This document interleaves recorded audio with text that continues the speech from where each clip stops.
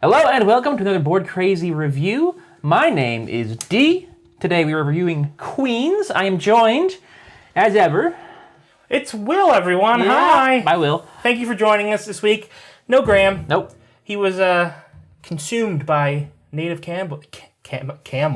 Native camels? Native camels. You don't expect camels around here. They thought I was going to say cannibal. No. No, camels. Okay, so before we start with our actual review, we're going to run my introduction to the game from our gameplay video, which is linked to below if you want to check that out. There will be a timestamp listed that you can go to if you want to skip that, but here that goes.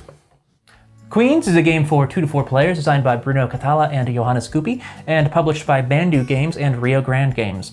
In this game, players plant orchids and build beehives in fields of their own design, with the goal of attracting bees and producing different kinds of honey. At the start of the game, the main board is filled up with randomly placed orchid tokens. The field tiles are shuffled up and 5 of them are drawn, and the diversified production tokens are stacked with the most valuable on top and the least valuable on the bottom. Each player, meanwhile, takes 1 player board, 1 honeypot of each color, and 3 hives, and they place their score marker on the scoreboard. Players take turns in clockwise order. On a player's turn, they may do one of 2 things. First, they may take orchid tokens from the row or column that the gardener pawn is next to. A player may either draw any 1 orchid of any kind, any 2 orchids that do not contain bees, or any 3 orchids that are all of different colors and also do not contain bees. These orchids are then added to their player board, and the gardener pawn moves a number of spaces as the number of orchids taken. Alternatively, a player may take one of the available field tiles and then fill it up with their orchids and hives. Players earn points for each token every time they create or enlarge a cluster of at least 2 orchids of the same color. Also, the first time a player scores a color, they add the corresponding honeypot to their board. When a player has added all 5 honeypots to their board, they may collect the top available diversified production token. The game ends after a player has placed down their 5th field and all other players take 1 last turn. On this last turn only, players may place fields without filling them in completely with orchids or hives. At the end of the game, players score points if they have a diversified production token, and they also earn points for every bee in the 8 spaces surrounding each of their hives. The player who has accumulated the most points throughout the game is, of course, the winner. Okay, so Queenz. Indeed. A game that we played about bees. About bees by Bruno Cathala and Johannes Goupy. Johannes Goupy. Delightful name. Great I name. had it. I'm jealous. Great name. Played it with our buddy Dan. It's not here. R.I.P. Queenz. This is a game that I think is quite good, Will. I would agree, D. I think it's quite buzz-worthy. Great. I would, honestly, I don't have much to complain about when it comes to Queenz. The worst thing I could say about this game is that it's not mind-blowing or revolutionary or anything like that. I get what you're saying. But it's really good. The thing I like most about this game is how well incorporated every single aspect is. Nothing's wasted. No, not There's at all. no fat in this game at all. It's all super well considered, and it accounts for potential imbalances really well. I mean, you're going to have situations in this game where you might end up on a row or column where you're not super enthused with what you're going to get. Yep. But everything in this game is useful. From the basic flowers to the bees to the honeypots. But basically, you're never going to be left with anything useless in this game. Yeah. In any way. And you can... Oh, go on. And in addition to that, even if you land on a row or a column that doesn't have exactly what you want, you could also use that as an opportunity to look at what's coming up for the gardener meeple, and then be like, oh, well, I could take 1 here, 1 color, or 2 of 2 color, but if I take 1, I'll leave that my opponent who's coming up next on a less than ideal column for them or row for them. So yeah, so you can use even bad opportunities to gain more orchids or bees, or you could just use it as an opportunity to sort of keep your opponent from getting what they want. Yeah, this game is not super complicated, but it is overflowing with strategy opportunities, ways to manipulate the game. So again, I think the scoring is really what I love about this game. Like, I know we don't like to make direct comparisons too often, but like this game it reminded me a lot of Legendary Forests, which we played somewhat recently. It is very similar to Legendary Not just from the theme where you got like flowers, but you're also trying to like chain things together in the same color, and it's kind of you choose the form sort of thing. Yeah. But in that game, I like that game a lot, but like when it comes down to scoring, there's only like a couple things that you really have to worry about. Yeah. When it comes to like the runes. You need to put trees on certain spaces in that game to earn points, just like the hives in this game. Everything is taken into account. Yes. So like if you're left in a situation where you have very few bees, like in a lot of games that might be a death knell. In this game, if you could focus on just collecting lots and lots of bees, of orchids. Or bees, yeah. Yeah, well, either way. And, it can still work out. Like in our video, Dan had a situation where, just through the luck of the draw, he was left mainly with a couple colors. Pink, white, and red. Pink, white, and red. And but, he didn't win, obviously, but, like, he still did it. It was still really close in the end, even doing that. Yeah, it's an extremely...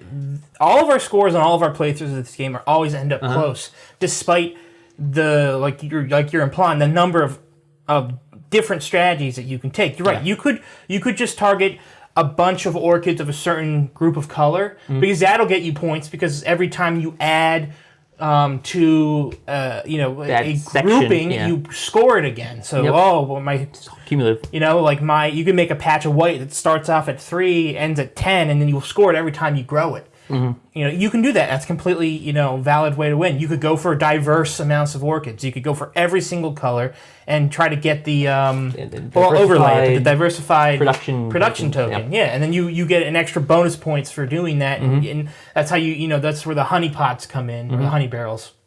Honey pots, okay. It's very Bruno Cathala in the sense, like you said, it's super simple to learn. But there's a ton of nuance and a ton of ways to score and strategize. This is very recognizably one of his games. And Johannes Goupy deserves a lot of credit too. They both designed the game together. Really good stuff. If there's anything I would criticize about the scoring, it's that I will never prefer games where you keep track of the score throughout the game. But that's a personal nitpick. Some people don't mind that. No, I know, but it is stressful. I feel because if you forget. There is a lot of strategy in this game. It's simple enough that you're going to remember to score. Definitely. But it's just a thing where more can go wrong than otherwise. Like you might have a situation where the board accidentally gets knocked by someone, and you're like, "Oh, what score were we at? Who knows?" Something like that. It's a minor thing. It's not unique to this game in any way. No, and I don't really mind it because I like the sort of like. But you score. You score flowers in the moments, bees at the end. I think it's worth it in the end because again, the actual scoring system is outstanding. It can also you could have a board where someone has 40 points and another person has 20 going into the final scoring, and the person with 40 still loses because the person with 20 set their bees up in a really because bees can score for more than one hive, which is something we haven't really mentioned. But that bees to be or not to be is a really good subtitle if you think about it. Because you have to make that decision early based on what's out there on that board. Do I want to go for a bee-centric strategy, or do I just want to use them to sort of, give me a few bonus points at the end of the game? Yeah, both ways completely valid. And I think part of that bee placing equation, of course, we should talk about is the puzzle that is the fields. Yes, they're all in here, kind of a mess, but yeah, you get all these different shapes. Very Tetris. Obviously inspired. A little bit, yeah. I really enjoyed this part of the game too.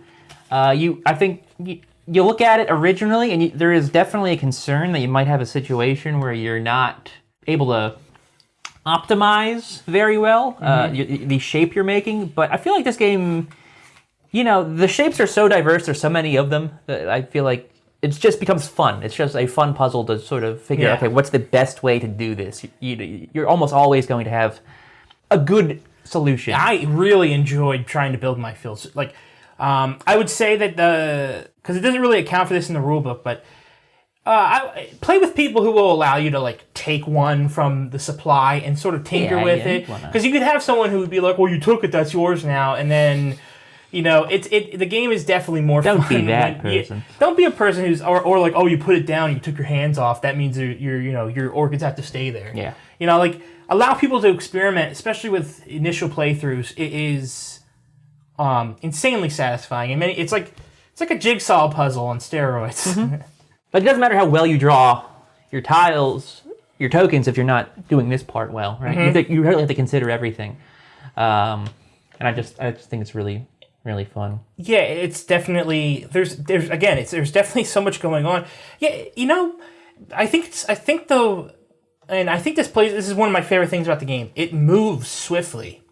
Even though there's a lot to think about, you'd think like, trying to orient field tiles that are like Tetris pieces, and then once they're down and once you have more, now you have to figure out where exactly the orchids are going to go based on, obviously those two things are tied together, where you're going to put the orchids and then how you're going to orient these.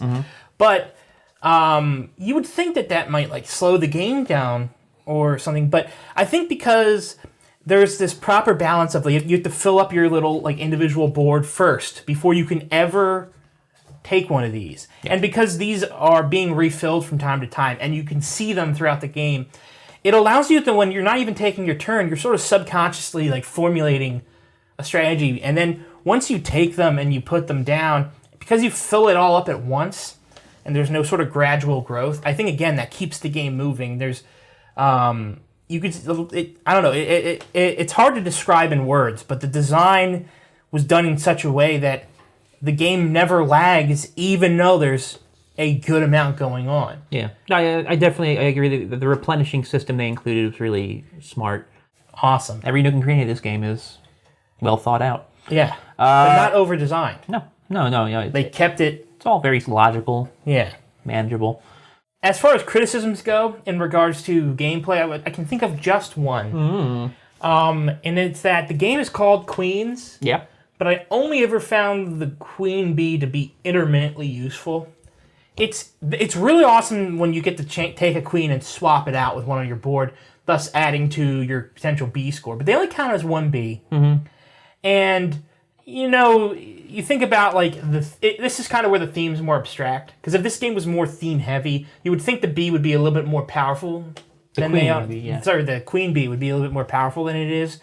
Because they seem like they're way more prevalent than, for instance, like a double bee or even a triple bee is. Yeah. So in this game, the worker bees are more important than the queen. It's kind of it's about producing honey, I guess. Yeah, I guess that's true. But it's still, at the end of the day, in a game called Queenz, yeah, I thought the queens would do more. They are useful, but only in very specific situations. So if I had any complaints, it's just that it doesn't sort of adhere to real life being in being. Whatever. It's kind of ticky-tack. It's more about expectations than anything. Yeah, I mean, I get... Yeah, thematically it makes questionable sense. Yeah, at times the theme can be a little frustrating in this game. But that's not a big deal. No. Before we wrap up, let's talk about art and components. Yeah, the art's really good. Yeah, the art is really great. It's Vincent Dutray. The artwork, as always, from him, really good. There's not tons of it. No, I mean, it's mostly green with, bright colored orchids. Maybe they could have done more to differentiate them, but I still think it looks pretty. I do have a small worry about this game as far as how it will work for colorblind people. Sure, yeah, that's valid. Honestly, I'm not colorblind. I don't think anyone we know is, but I could see this perhaps being an issue for some people, especially considering how important the colors are. Yeah. But the components themselves are well made. Yes. Nice thick cardboard for the most part. Really the little honey pots down there are nice too. The honey pot, everything's either wooden or thick cardboard. If I have a problem, besides the possible color blindness issue, is that the insert's not great. Here's what I'll say about the insert. Everything fits in this box fine. But the lid closes all the way. Yeah, you'll get it closed. In the sense that you put everything in the insert and nothing's going to jut out. The problem with it is that the orchid tiles go everywhere. Yeah, if you have it anyway, but bottom down, it's gonna make a mess. Yeah, they give you these little ridged inserts where you can sort of put them in rows and stack them. Yeah, it's kind of like Small World, but this is just flying all over the place. And they needed covers. Yeah, they need to keep them in place. It's exactly what they needed. But that's a minor thing. It all fits. Also, for someone who likes cleanliness. Also, if you are concerned about cleanliness, I don't know if it's still an issue or not, but these orchid tokens have this weird thing where they leave a residue behind in the box. It's just kind of ugly. It's not a major issue. You can kind of see it here. I'll show the camera. Yeah, you can kind of see. Great. You can kind of see up here, probably. Yeah, it's just kind of ugly. So if you're someone who's really concerned about cleanliness and orderliness, this is not going to be the insert for you. You might want to just take it out, put these all in bags. for the most part, it's a pretty fine product, I feel like. Yes. Final thoughts, D. Final thoughts. I mean, this is a game that has everything you would probably expect at this point from a Bruno Cathala game. It's clever mechanics, nice components, easy to learn, but plenty of strategy as well. Doesn't take too long to play. It's a real good mid-tier game. I don't have many complaints, as you can tell if you've watched the video. Yeah. It's just a really solid product. Like I said, the only real main complaint I have about this game is that it's not the best thing I've ever played, but this is definitely a game I will want to get off the shelf pretty often. I will give this 4.5 stars out of 5. It is. It's so good, and I think Mandoo games and Rio Grande games, they have. Grande. I said buzzworthy earlier, but this game, it deserves some buzz. No pun intended, but it's, This will probably sell pretty well. It should. It should. I would not be surprised if this game is a Spiel des Jahres, like Kenner Spiel kind of. Might not be Kenner Spiel. Probably not Kenner Spiel, but maybe Spiel des Jahres Jahres the nominee. main award, yeah. I would say I enjoy this more than King Domino, another Bruno Cathala game that won. Honestly, this is one of my favorite, if not my favorite, Bruno Cathala game we've played. It is up there. It's up there. And Johannes Goupy deserves, like I said, they both deserve credit. They both designed it. He's a newbie, I think. I'm not sure he's got much of a track record, does he? I don't think so. What's your score, Will? What's your grade? Oof. Wow. Maybe even an A. Oh, wow. Get the full A. Yeah. No because, I really enjoy it, and objectively, it's a terrific game. So, and again, there's no clear-cut answer as far as if you do have an A+ in your scale or not, so that might be the highest grade. Here's the thing about the A+ is, D, when I play it, I'll know it, and I haven't played it yet. Okay, so this is okay. Let's wrap this up. But first, we should probably thank Mandoo Games for sending this our way. If you have seen our gameplay or watched this review and you've searched for this game, you may have noticed that it hasn't released quite yet, but I think it's releasing at Essen. Or at least that's the first place people are going to be able to play it, get their hands on it, purchase copies. Not 100% certain, so don't quote me on that, but I'm pretty sure Essen. So should be out soon. But yes, it should be out soon. Keep an eye out for it. This is one to pick up. It is definitely if you enjoy this kind of game. Yeah. If you enjoy these kind of games, or if you specifically enjoy like Bruno Cathala joints, this would be one. Yeah, definitely now. Apparently. But that's it for this week. Thank you for watching, everybody. If you enjoyed this video, please like, comment, subscribe. You can also share the video if you like and hit the notification bell to be notified immediately when our videos drop every Wednesday and Friday. You can check out our social media in the link below, or in the description below, which will have our Facebook, Twitter, and Instagram links if you want to follow us on any of those platforms.